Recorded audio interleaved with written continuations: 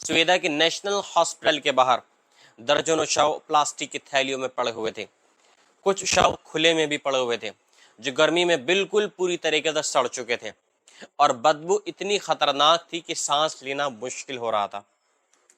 अस्पताल के neurosurgeon doctor विस्मान Masood ने बताया कि सेना ने शांति का बहाना करके अस्पताल में प्रवेश किया और वहां सो रहे मरीजों को ताबड़तोड़ गोलियों से भून दिया।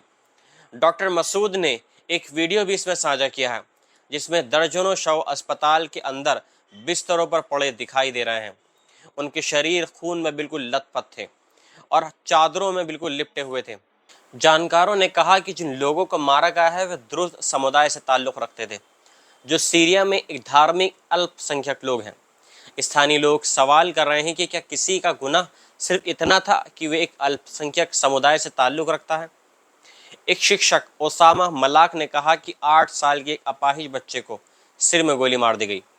उनका कहना था कि अंतर्राष्ट्रीय कानूनों के तहत अस्पतालों को सुरक्षित समझा जाता है, लेकिन यह अस्पताल को ही निशाना बना दिया गया।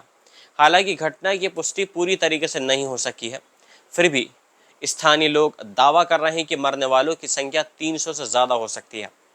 सीरियाई रक्षा मंत्रालय ने भी बयान में स्वीकार किया है कि सैन्य वर्दी पहने लोगों द्वारा कुछ चौंकाने वाले काम सामने आए हैं, जिनकी जांच की जा रही है। उधर गजा में भी हालात बहुत भयानक हैं। हमास का दावा है कि हाल ही में भूखमरी से 4 बच्चों समेत 15 लोगों की मौतें हो गई हैं, जबकि इजराइल सरकार का कहना है कि गजा में भूखमरी जैसी कोई स्थिति ही नहीं है। इजरायली अधिकारियों के मुताबिक करीब 950 ट्रक गजा से सहायता लेकर पहुंच चुके हैं, लेकिन यूएनए और अन्य एजेंसियां उन्हें बिल्कुल भी नहीं बांट रही हैं।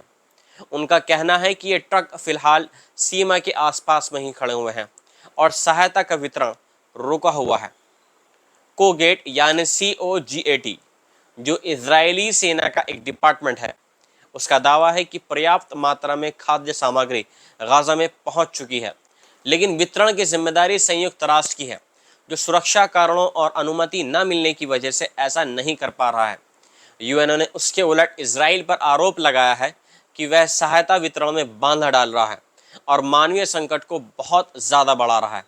एक और इजराइल ये कह रहा है कि हर ट्रक की कैलोरी गिनी जाती है और ये सहायता कितने लोगों के लिए पर्याप्त है, इसका हिसाब रखा जाता है।